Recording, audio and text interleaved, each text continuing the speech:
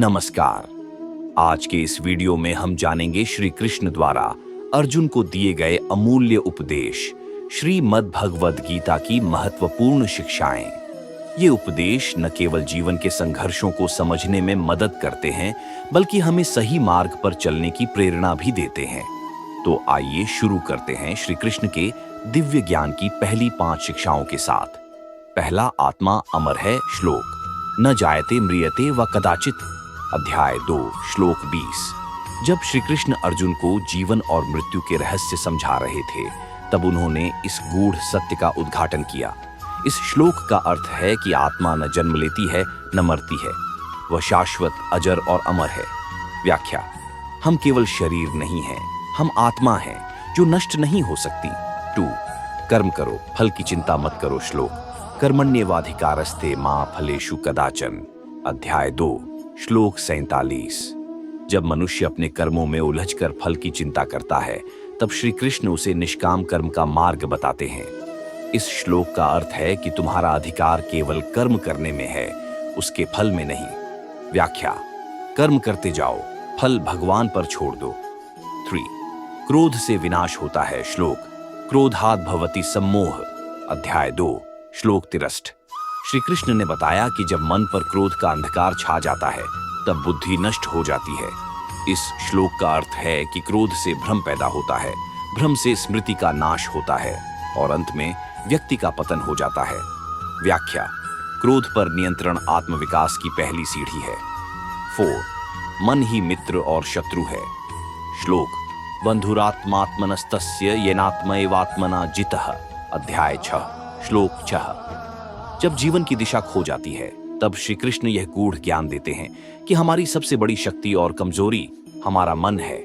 इस श्लोक का अर्थ है कि यदि कोई अपने मन को जीत ले, तो वह उसका मित्र है, अन्यथा वह उसका शत्रु बन जाता है। व्याख्या: मन को जीतने वाला संसार को जीत सकता है। 5 प्रेम और भक्ति से भगवान प्रसन्न होते हैं। श्लोक पत्रम पुष्पम फलम तोयम यो मे भक्त्या प्रयच्छति। अध्याय 9 श्लोक 26। श्री कृष्ण ने संसार को यह दिव्य संदेश दिया कि उन्हें केवल भक्ति चाहिए, वस्तु नहीं। इस श्लोक का अर्थ है कि कोई प्रेम से पत्ता, फूल, फल या जल भी अर्पण करे, तो भगवान उसे स्वीकार करते हैं। व्याख्या: भगवान को मूल्य नहीं, भावना चाहिए। 6 हर कर्म मुझे अर्पित करो। श्लोक यत् करोषि यदश्नासि यज्जुहोषि ददासि यत्। अध्याय 9 श्लोक 27। जब मनुष्य अपने कर्मों में उलझ जाता है, तब श्री कृष्ण उसे समर्पण का मार्ग दिखाते हैं। इस श्लोक का अर्थ है कि जो भी तुम करते हो, खाते हो, दान करते हो, वह सब मुझे अर्पित करो। व्याख्या: भगवान में पूर्ण समर्पण ही सच्चा धर्म है। 7 मोह से मुक्ति पाओ। श्लोक ज्ञानेन तु तज्ज्ञानम येषाम नाशितमात्मनः। अध्याय 5 श्लोक 16।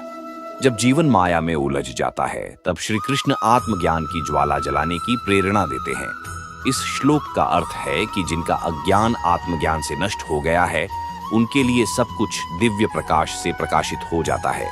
व्याख्या: माया के बंधन से मुक्ति केवल ज्ञान से संभव है। 8 समत्व ही श्रेष्ठता है। श्लोक समोहम सर्वभूतेषु। अध्याय 9 श्लोक 29। जब मनुष्य भेदभाव करता है, तब श्री कृष्ण उसे समदर्शिता का उपदेश देते हैं। इस श्लोक का अर्थ है कि मैं सभी प्राणियों में संभव से स्थित हूं, कोई मेरा न प्रिय है न अप्रिय। व्याख्या: जो सभी में एक भगवान को देखता है, वही सच्चा ज्ञानी है। 9 इंद्रियों का संयम जरूरी है। श्लोक श्रेयान् स्वधर्मो विगुणः परधर्मात् स्वनुष्ठितात्। अध्याय 3 श्लोक 35। जब मन दूसरों की राह पर चलने को ललचाता है, तब श्री कृष्ण स्वधर्म की महिमा बताते हैं। इस श्लोक का अर्थ है कि अपने धर्म का पालन करना श्रेष्ठ है, चाहे उसमें दोष ही क्यों न हो। व्याख्या: स्वधर्म का पालन ही आत्मिक उन्नति का मार्ग है। 10 जो हुआ अच्छा हुआ। श्लोक यदृच्छा लाभ संतुष्ट। अध्याय 4 श्लोक 22। श्री कृष्ण हमें यह सिखाते हैं कि जो कुछ भी जीवन में होता है, वह ईश्वर की इच्छा से होता है। इस श्लोक का अर्थ है कि जो जैसा भी मिलता है, उसमें संतोष करने वाला सच्चा योगी होता है। व्याख्या: संतोष ही सबसे बड़ा धन है। श्री कृष्ण के इन दिव्य उपदेशों में जीवन की हर उलझन का समाधान छिपा है।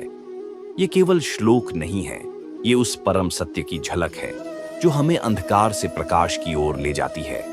अगर आपके मन में भी कभी प्रश्न उठे हों, जीवन की राह में कभी अकेलापन महसूस हुआ हो, तो समझिए कृष्ण अब आपको बुला रहे हैं। हमारा यह प्रयास है कि श्री कृष्ण का ज्ञान हर उस दिल तक पहुंचे जो सच्चाई की तलाश में है। अगर यह वीडियो आपके हृदय को छू पाया हो तो कृपया इस चैनल को सब्सक्राइब करें, क्योंकि अगला उपदेश, अगली प्रेरणा, अगला प्रकाश श्री कृष्ण के आशीर्वाद से फिर यहीं मिलेगा। जय श्री कृष्ण, हरि बोल, राधे राधे।